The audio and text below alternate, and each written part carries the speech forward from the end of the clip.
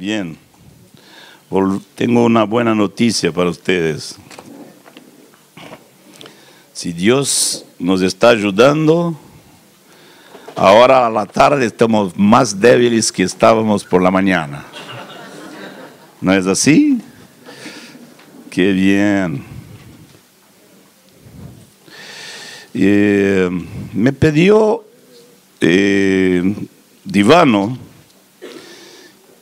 que contara, yo no estaba pensando, pero me pidió que contara algo de cómo fue la sanidad de esto del cáncer.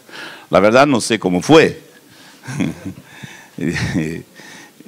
Los milagros nunca se sabe cómo sucedieron, pero hay algo que tiene que ver con todo este tema del reino y de la sujeción total al Señor, que puede ser que ayude con lo que estamos diciendo. Y en el tiempo que yo estuve con esta enfermedad, el año 78,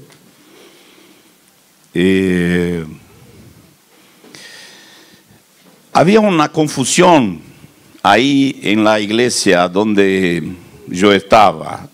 Esto era un movimiento de unidad y había de todo. Imagínate si juntas calvinistas con metodistas, con pentecostales, imagínate que hay de todo. Y había ahí un momento de que todo era por la fe. Por la fe. ¿Pero qué era por la fe? La fe era que lo hacías por la fe. Me acuerdo de uno que vino a Embalse. No tenía plata. No tenía plata para comer, no tenía plata para nada, pero entró en el ómnibus y vino. Y cuando llegó en Embalse, dice, no tengo plata para volver, dice él a los hermanos. Y él dice, pero ¿cómo viniste? Yo vení por la fe. Entonces, por supuesto, tenía fe de que los hermanos no iban a dejarle. Entonces, pero se hacía cualquier cosa por la fe, ¿viste? Entonces entró un pastor ahí, uno de los pastores enseñó que no era bien así, y vino con una orientación de que había el Logos, el Rema. Muchos de ustedes conocen esta. Bueno, fue bueno para sanar, porque algo dijo de que Pedro, cuando anduvo sobre las aguas, primero dice a Jesús, me manda que yo voy. Si es tú, y Jesús dijo, vino. Entonces, en base de la palabra que Jesús le dio, específica, entonces, y así fue con la pesca. Cuando pescó un montón, fue lo mismo. Sobre tu palabra. Y yo me imagino Pedro en el barco diciendo bien alto, sobre tu palabra, porque la gente estaba mirando en la playa. Y él dice, si tiro la red y no sale nada, es una vergüenza. Entonces ya estaba dando toda la responsabilidad a Jesús. Bien, pasa que ahí empieza esta enfermedad. La cosa se empeora. Entonces, en un momento empecé con esto. Dios, dame una palabra de sanidad para que yo pueda estar sano. Y Dios, mudo total. Y yo, Señor, todo día, ¿a dónde está la palabra de sanidad? Tienes que darme la palabra de sanidad, porque ahí si tengo la palabra, yo puedo creer y voy a estar sano. Esto fue, qué sé yo, 3 meses así. Y bueno, y Dios estaba callado. Y hasta un día en que yo estaba en el hospital, iba a tener una cirugía, estaba ahí en la pieza, era como 2 camas en el mismo, no sé cómo llaman acá, era enfermería, porque no estaba solo, había uno que estaba durmiendo. Y yo estaba leyendo Salmo, Solo leía Salmo y Proverbio. No, Salmo y Job. Job, Salmo, Job, Salmo. Y todas las quejas yo estaba ahí subrayadas. Entonces, y Dios me habló, pero me habló fuerte. Yo creo que la vez que yo oí más fuerte la voz de Dios como nunca.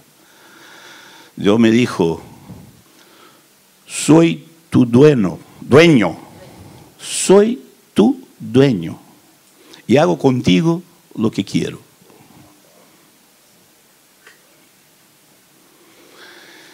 Y entiendo hoy que por la primera vez yo oré de la forma que correspondía. Entonces decía a Dios: Señor, yo soy tu hijo. No puedo moverme sin tu palabra, pero no sé lo que querés. Por favor, decime lo que querés.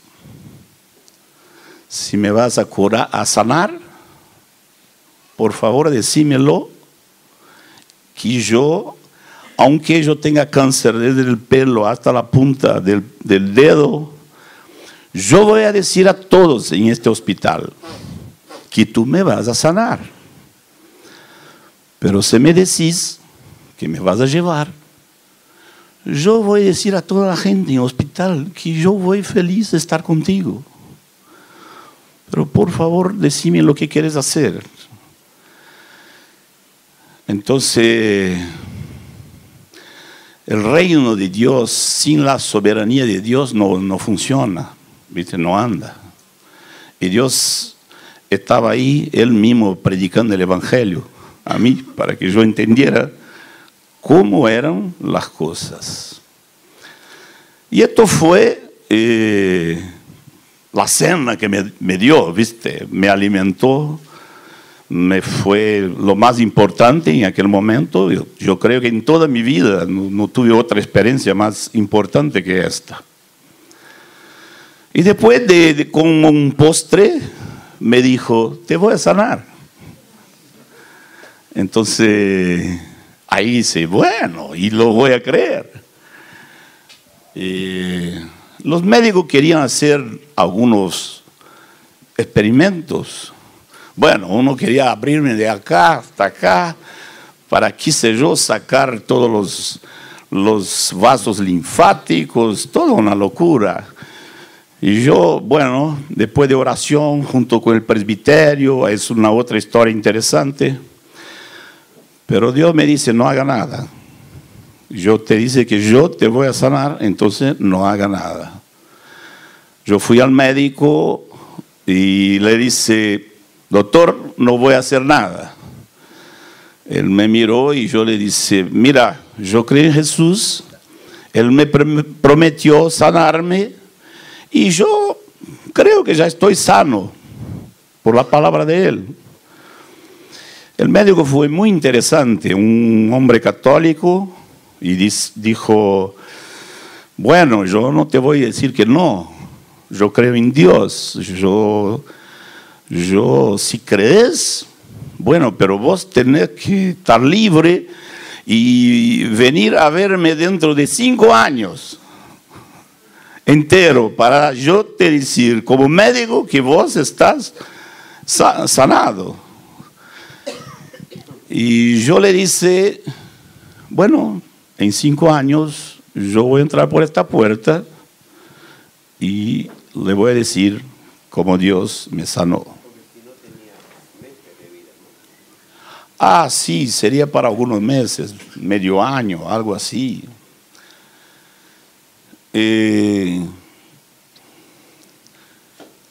Y bueno, entonces tuve que por 5 años creer la palabra que Dios me había dado.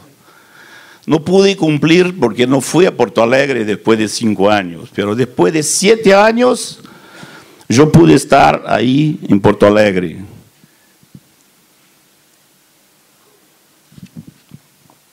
Y fui a ver el médico. Fue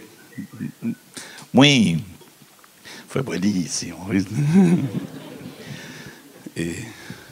Fui con mi papá y fui a dar testimonio.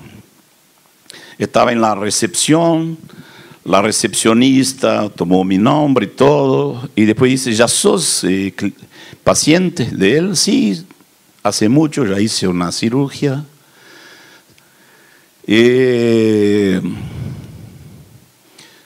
Entonces esperé un poco, de repente ella me dijo, entra, puede entrar.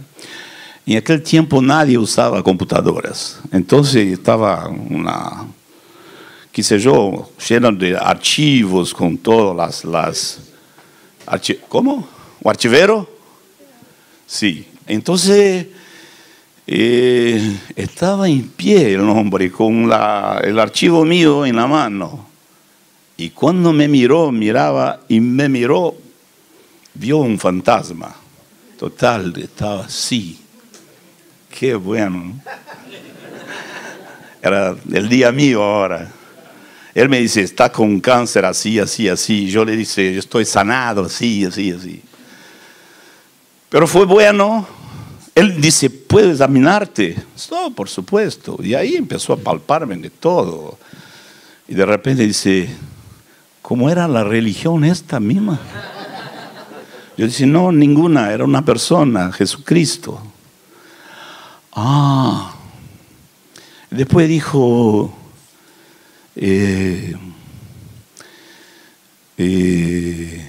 pero hay una explicación, Yo le dije, no me va a decir que los exámenes estaban todo errado, que no era así, que era otro cáncer, que no sé qué. Él dice, no, de ninguna manera. Esto se hace prueba contra prueba, se hace todo. No. Entró ahí una mano que yo no conozco.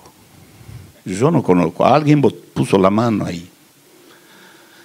Entonces fue el regalo posterior. Pero aunque yo me tuviera ido, valía la pena oír la voz de Dios y decir, yo soy tu dueño, y decir, Señor, sí, eres mi dueño. Gracias, Señor.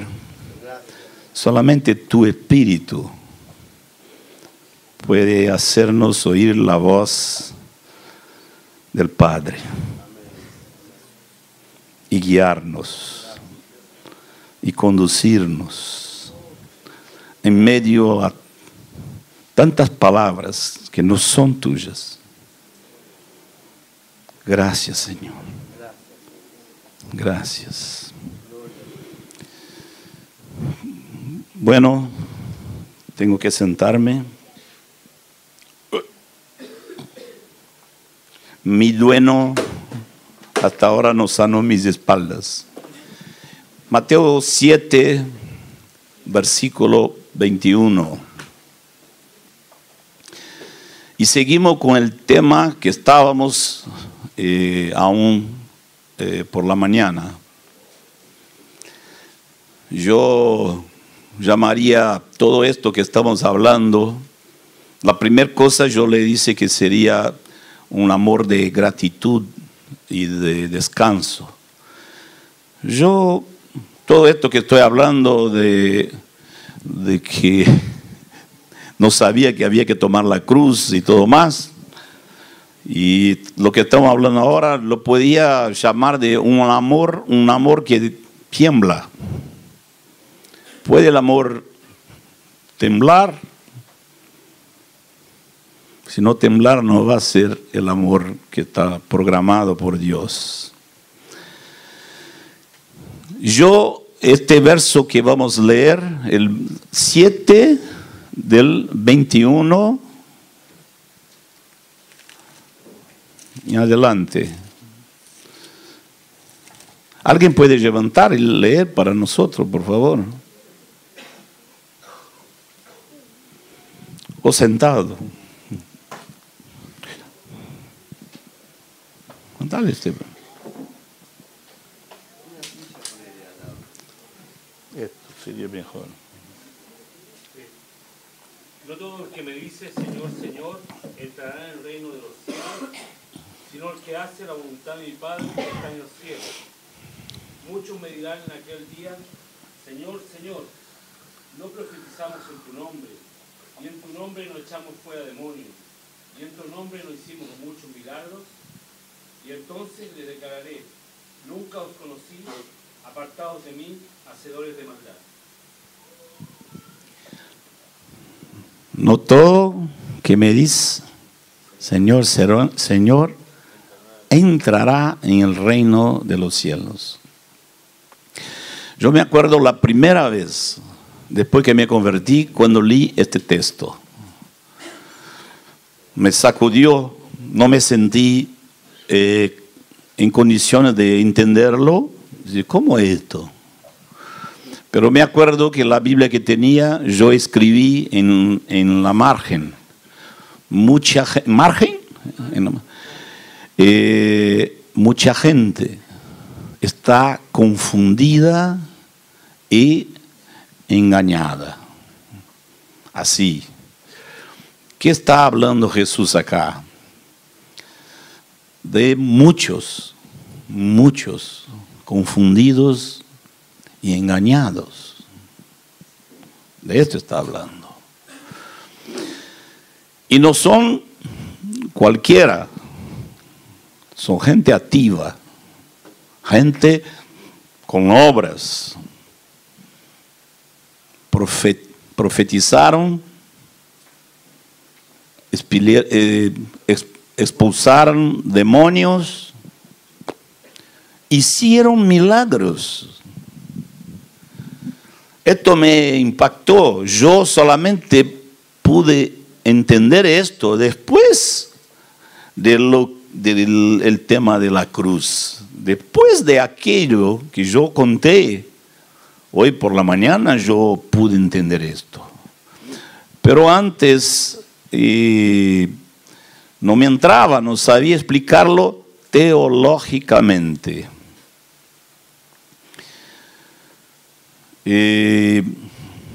Algunas cosas gustaría decir cuanto a este tema.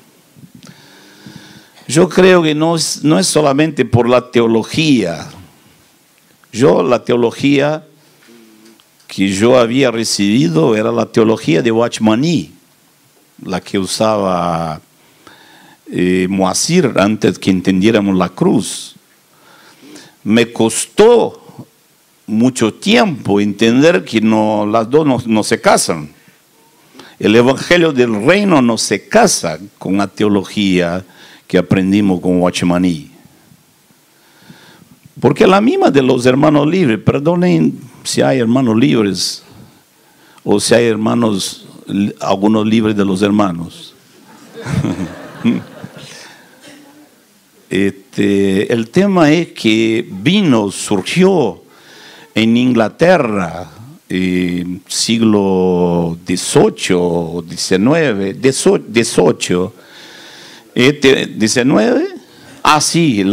el siglo XIX.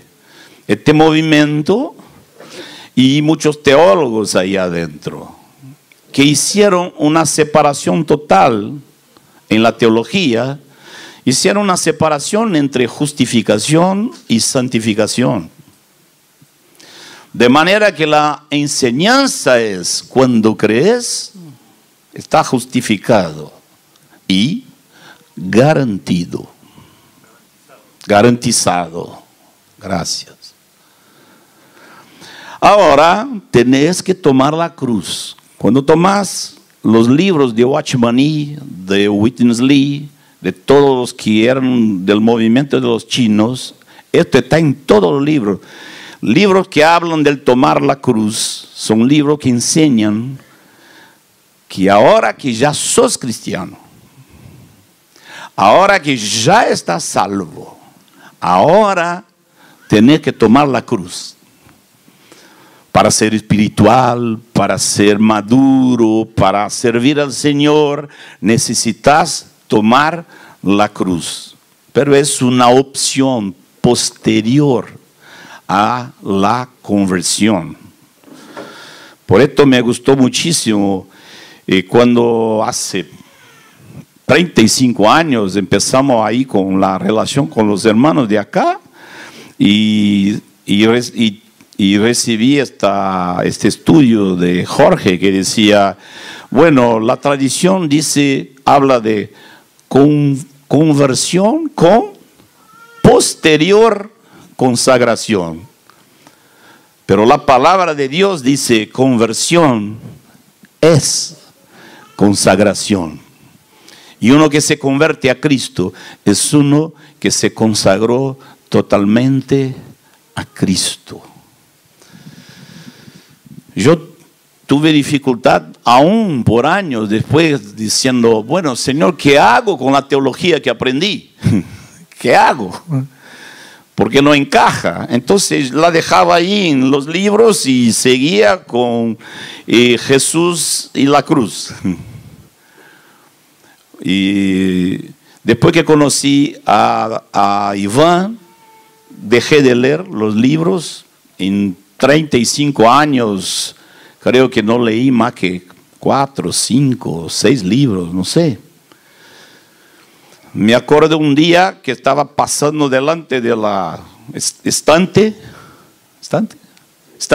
con los libros que tenía aún ahí, la biblioteca. Estaban todos bolorentos, polvorientos. Y el Señor, el Espíritu me dice, para. Y había un librito que yo nunca había leído, que yo había leído una página, no entendía, y entonces había comprado, cuando me había convertido, un libro en español, La madurez cristiana, de un pastor presbiteriano, ¿viste? Y yo hice así el libro, yo hice Bueno, senté y empecé a leerlo. Y ahí, en medio del libro estaba escrito, la fe que justifica es la misma fe que santifica. Bueno, entonces Watchmaní recibió el último golpe y ahí entendí lo que dijo Jesús acá, entendí lo que dice Santiago, entendí mucho de lo que no entendía. Entendí que la salvación es por la fe, sí, es por la fe. Y la fe es, ¿qué es la fe que me salva? Es la fe que Jesús murió por mí y vive su vida en mí. Y yo no puedo andar por ahí pecando si yo creo en esto. Si Jesús murió por mí y yo tengo a Jesús y yo puedo decir como Pablo, este vivir que ahora tengo en esta carne terrible, monstruosa, no la vivo por esfuerzo, pero vivo por la fe en Cristo Jesús. Entonces, no es para morir en el futuro por la fe, ir al cielo, no, es para vivir hoy, acá. Y entonces me arregló todo, dice, bueno, ahora ya estoy libre total, quedamos solamente con la Biblia y está todo listo. Después, un día yo voy a encontrar a Watchmaní, yo creo, en el reino, y voy a decir, mi hermano, te admiré mucho, perdóname, hablé mal de tus libros. Y él, no sé qué me va a decir. Quizás lo diga, buenísimo que no lo creíste todo, ¿viste?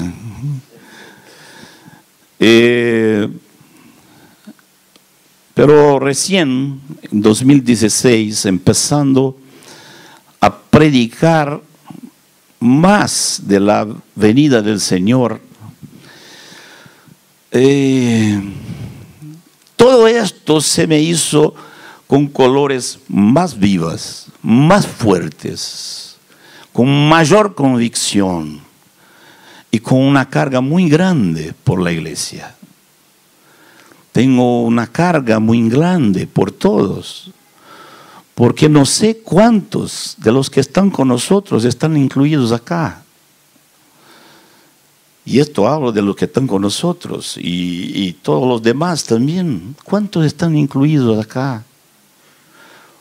Predicando sobre la vuelta del Señor Jesús en Salvador, empecé a darme cuenta que muchas cosas los hermanos tenían dificultad para entender. Y saben lo que fue lo que hizo, lo que yo comprendí. Y gente que nunca leyó teología ninguna, pero de alguna manera se va entrando en la cabeza de la gente, porque somos versiculeros.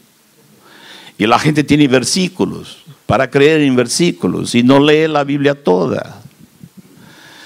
Y mucha gente, te digo cómo es el engaño que está, piensan que tienen en el bolsillo un billete de garantía. Toma, Jesús murió en tu lugar, ahí está tu billete, ponelo en el bolsillo. No importa cómo vives, estás garantido. Nosotros no predicamos esto. Ninguna parte decimos esto, pero está en la mente de muchos. Y yo creo que el diablo es el hacedor de este engaño. Entonces, cuando voy a estudiar la venida del Señor, y quiero decirles más porque yo no les dije algo cuando estuve en Chianté, algunos acá estaban. Yo ahora comprendo que el Evangelio es el anuncio de la primera y de la segunda venida del Señor.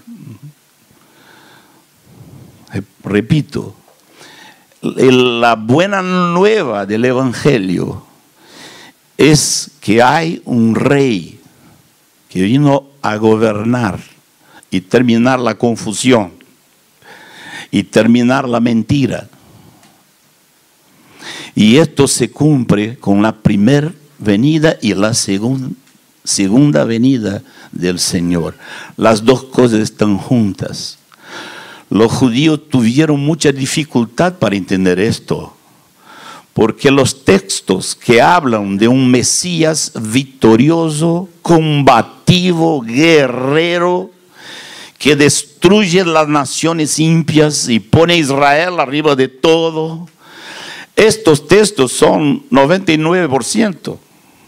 Y los textos que hablan de un Mesías que sufre son pocos. Y por esto fue muy difícil para ellos entender Jesús, porque no podían imaginar un Mesías que venía para la victoria completa, final y total, que terminara muerto en una cruz. Pero no se olviden, él fue escándalo para los judíos y locura para los gentiles. Nada de lo que hay sobre Jesús encaja con la mente humana. Nada, incluso sus discípulos estaban a todo tiempo escandalizados con él. Esto es bueno porque me confirma que no es una invención humana. Un hombre nunca podría inventar una persona como Jesús. Pero hermanos, nosotros como iglesia, si queremos seguir,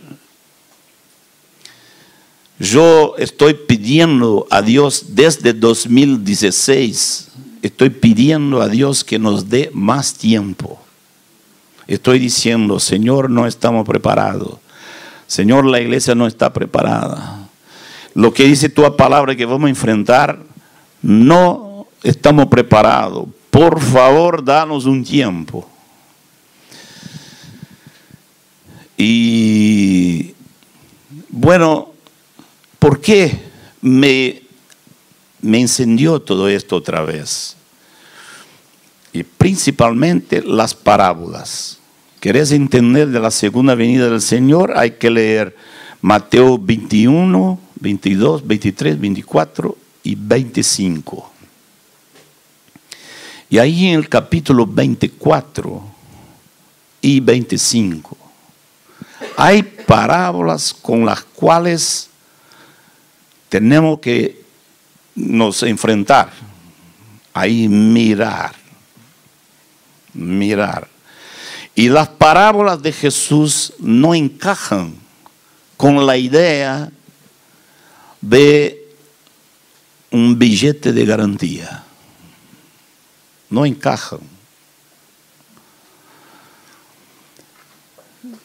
Algunos dicen, bueno, me gusta el Dios del Nuevo Testamento porque el Dios del Viejo Testamento es muy terrible. No leyeron la Biblia.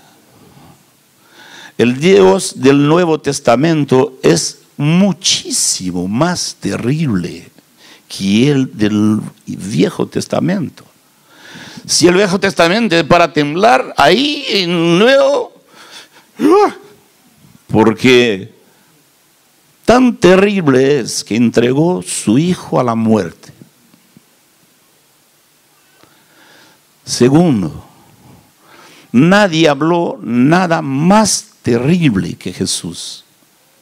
Jesús es el único hombre en toda la Biblia que habla del infierno.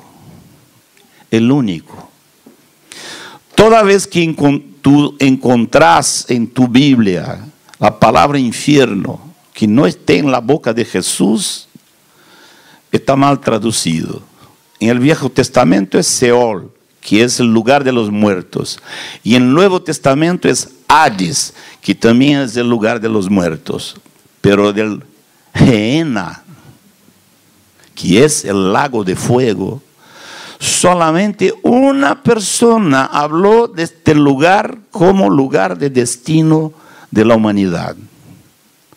Y esta persona fue Jesús. Jesús fue el único que habló de esto. Tenemos que prestar atención, ¿no? Y esto me hace amar a Dios. Bueno, luego tenemos que responder a esta pregunta. ¿Qué tiene que ver esto con amor? Vas a encontrar la palabra Gehenna en una carta de Santiago. Pero él no usa esta palabra para hablar del destino eterno. Cuando Santiago habla de Gehenna, está diciendo que el Gehenna es la fuente de los pecados de la lengua. Que la lengua es puesta en llamas por el Gehenna. Pero no está hablando de destino eterno. El único que habla de destino eterno en Gehenna es Jesús. Ayúdanos, Señor, porque no queremos estar en el engaño. Ayúdanos con nuestro corazón engañoso. Y la gente que está con nosotros, a nuestro alrededor, Señor, a quien amamos tanto. Señor, ayúdanos a que el Evangelio sea claro a nosotros y a ellos. Quita, Señor, de tu iglesia todo el engaño. Quita, Señor. Dios dejó para el hombre más dulce, más puro, más justo, el único. Dejó para que éste hablara del infierno. Y fue el único. ¿Y sabe qué más? Apenas 2 veces no estaba hablando con los discípulos. 2 veces. En 2 veces estaba hablando a los fariseos. Pero todo lo demás advertía los discípulos. Como quien dice, el infierno ya está. La gente no quiere oírme y va a terminar allá, pero ustedes no duerman. Yo no quiero a ustedes allá. Que ustedes no se vayan a este lugar. Y entonces yo percibí la cantidad inmensa de advertencias del Señor cuanto a este tema. Quería repasar con ustedes solamente una de ellas, o uno o dos, vamos a ver. El capítulo 25 de Mateo, en el verso 31, cuando el Hijo del Hombre venga en su gloria y todos los santos ángeles con él, entonces se sentará en su trono de gloria.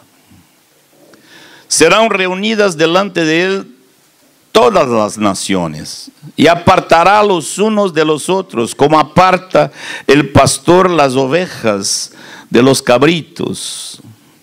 Pondrá las ovejas a su derecha y los cabritos a su izquierda. Entonces el rey dirá a los de su derecha: venid, benditos de mi Padre, heredad el reino preparado para vosotros. Este va a ser el momento de poseer el reino. Cuando nos convertimos al Señor, Él nos sacó del imperio de las tinieblas y nos llevó al reino de su amado Hijo. Y ahí estamos nosotros, hijos del reino. Y el reino nos posee, ¿así? Nos posee. El reino nos posee. Pero nosotros aún no poseímos el reino. No poseímos. Este momento Jesús deja claro, acá en este momento va a decir heredad. ¿Y por qué? Heredad del reino preparado para vosotros desde la fundación del mundo. ¿Qué dijo Jesús en Mateo 7 cuando leímos ahí? ¿Cuál es el motivo de que algunos van a entrar en el reino de los cielos? ¿Y porque dicen creer en Jesús? ¿Por qué? Porque hacen la voluntad de mi Padre. Y acá, ¿qué dice? Versículo 35 en adelante dice: porque tuve hambre y me disteis de comer, tuve sed y me disteis de beber, fui forastero y me recogisteis. ¿Qué es esto? ¿Obras muertas? No, estas son las obras de la fe, de la cual habló Santiago. Muéstrame esta fe sin obras. ¿Existe fe sin obras? Existe.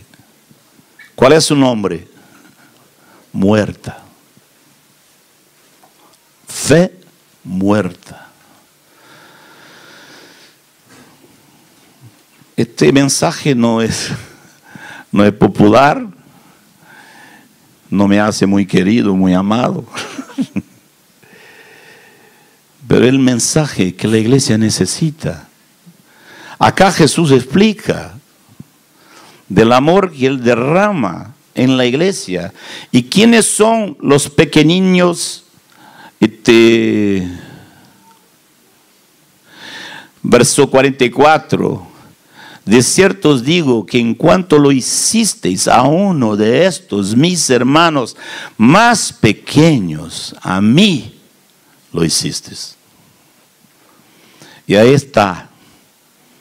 Uno que sale de la vida que está ahí, que es individualista, y viene a la vida de la iglesia, que es la vida a donde esta cruz se va a manifestar.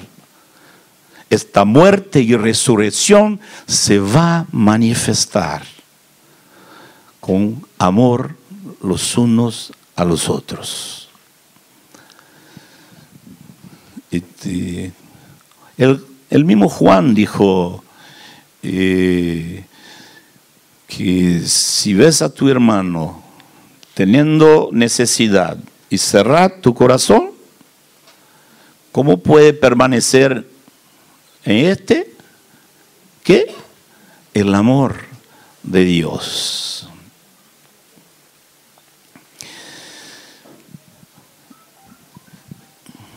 Dios tiene, cuando leo,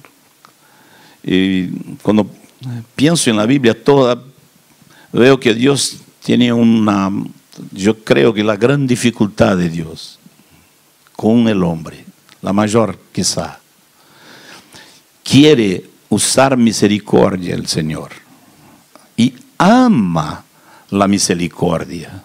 ¿Cómo fue el texto que leímos esta semana? No sé si dice ama, dice más. ¿Cómo? Se deleita en la misericordia y ama usar la misericordia y la usa. Y el hombre necesitado de misericordia la recibe, da gracias y relaja. Y ya no está cuidando de amar al Señor, obedecer al Señor, y relaja.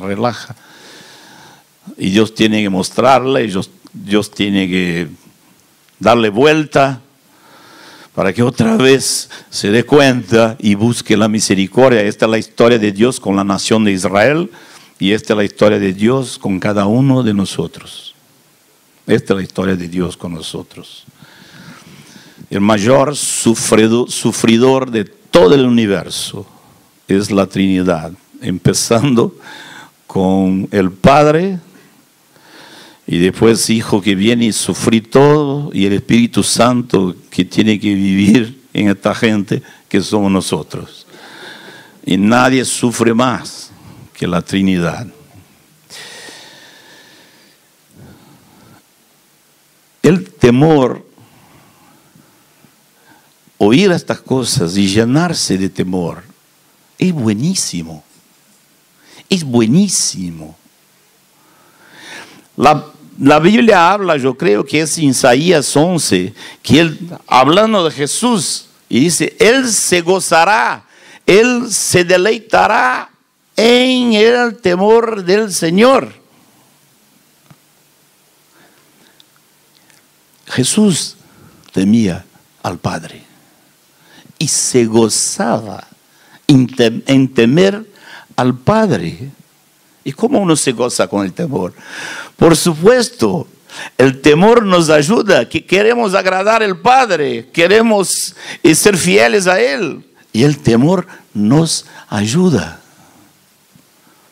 ¿O no pensás que hubo temor de Jesús en el huerto? Mira, el Verbo Eterno ya había visto una guerra total, una tercera parte de los ángeles entrar en guerra con Dios. Y ahora está abierta la oportunidad de una rebelión más.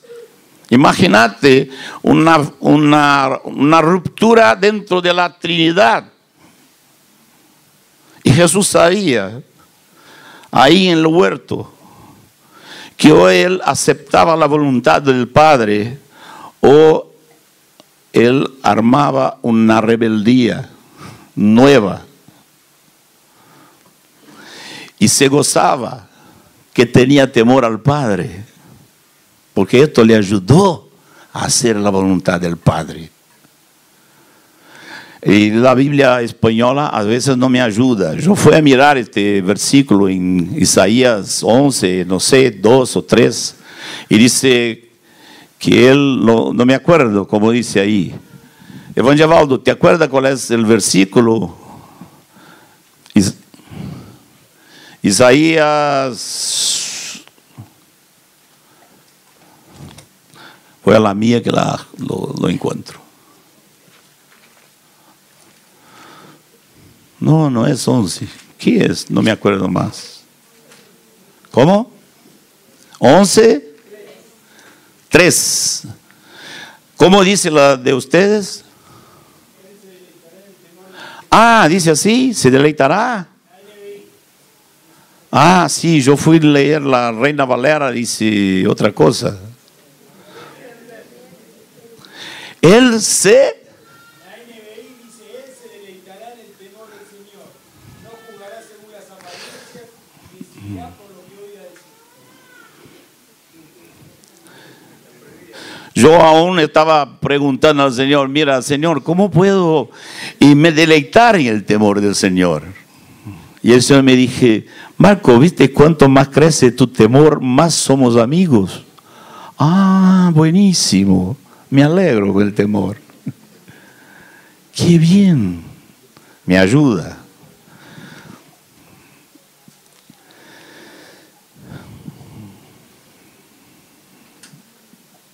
Vamos a leer la parábola entonces del capítulo 25, la parábola de las 10 vírgenes y la parábola de los talentos. Y vamos a dejar que Jesús mismo hable con nosotros. Y de ahí tenemos un intervalo.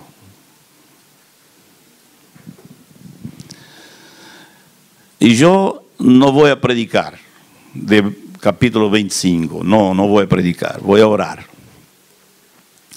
Señor, por favor, por amor de tu nombre, por la misericordia que tenés con tu pueblo, predicad tú mismo a nosotros ahora, con estas palabras que vamos a leer. Amén. Entonces, el reino de los cielos será semejante a 10 vírgenes que tomando sus lámparas salieron a recibir al esposo. 5 de ellas eran prudentes y 5 insensatas. Las insensatas, tomando sus lámparas, no tomaron consigo aceite, mas las prudentes tomaron aceite en sus vasijas, juntamente con sus lámparas. Tardándose el esposo, cabecearon todas y se durmieron. Y a la medianoche se oyó un clamor: aquí viene el esposo, salid a recibirle. Entonces todas aquellas vírgenes se levantaron y arreglaron sus lámparas. Y las insensatas dijeron a las prudentes: danos de vuestro aceite, porque nuestras lámparas se apagan. Pero las prudentes respondieron diciendo: para que no nos falte a nosotros y a vosotros, id más bien a los que venden y comprad para vosotras mismas. Pero mientras ellas iban a comprar vino, vino el esposo. No fueron a comprar vino, fueron a comprar aceite.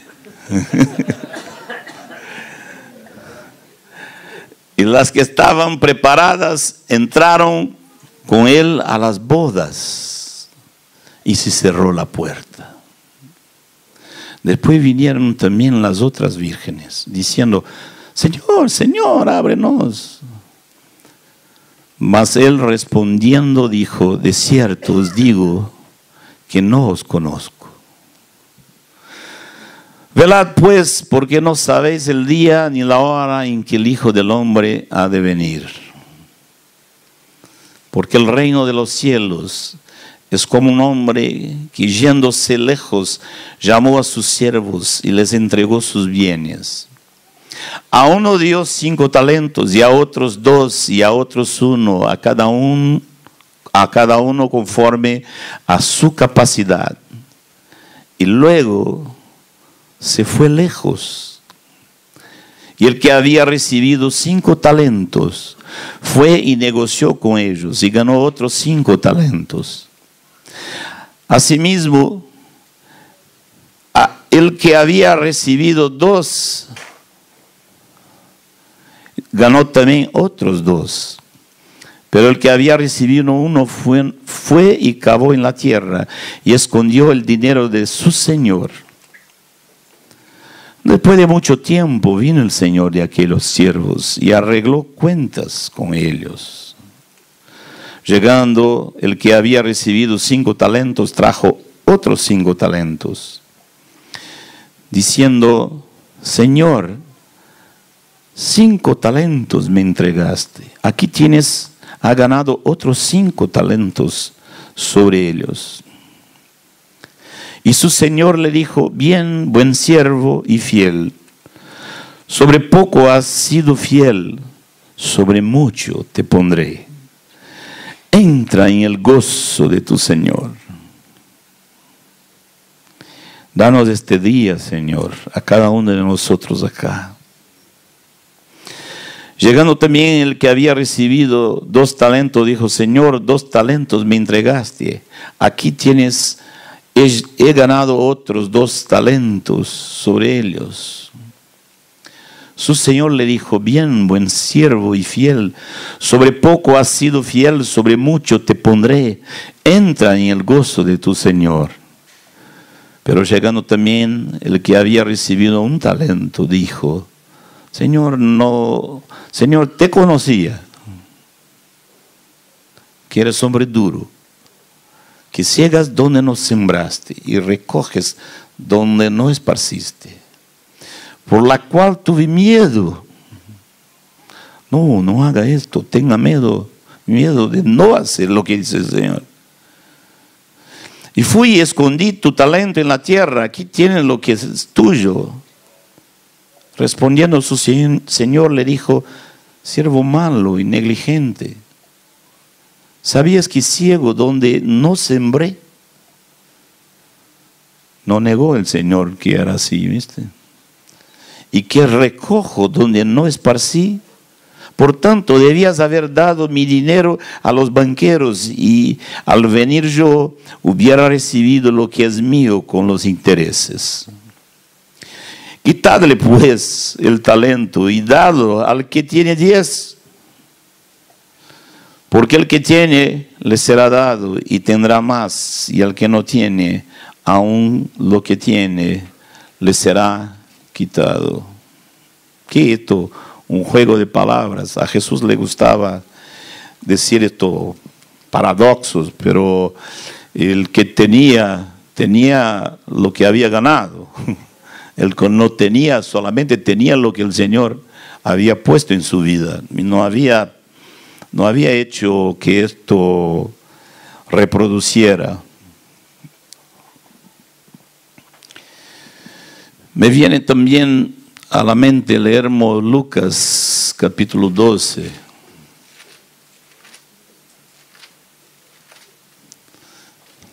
El verso 35.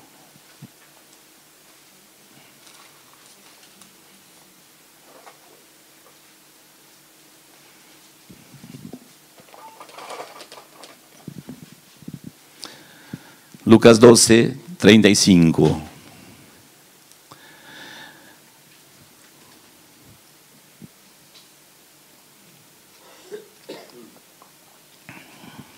Estén ceñidos vuestros lomos y vuestras lámparas encendidas. Y vosotros sed semejantes a hombres que aguardan a que su Señor regrese de las bodas, para que cuando llegue y llame, le abran enseguida. Bienaventurados aquellos siervos a los cuales su Señor cuando venga halle velando. De cierto os digo que se ceñirá y hará que se sienten a la mesa y vendrá a servirles.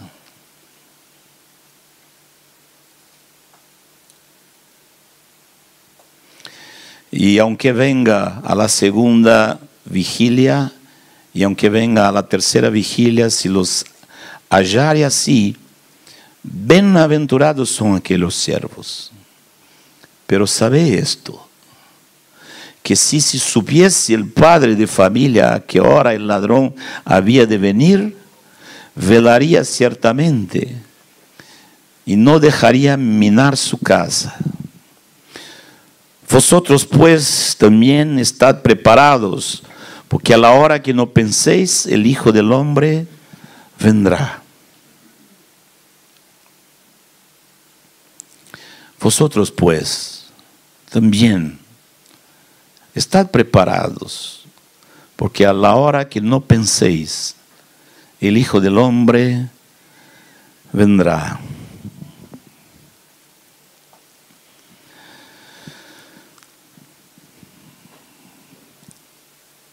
Te agradecemos, Señor, tu claridad, tu amor, tu misericordia, tu paciencia, tu sinceridad, tu verdad. Te agradecemos. Gracias, Señor, porque no nos escondiste nada. Nos diste todo lo que necesitábamos para una vida piedosa, una vida que te agrada. Seguimos débiles, Señor. Necesitamos tu ayuda. Necesitamos tu gracia.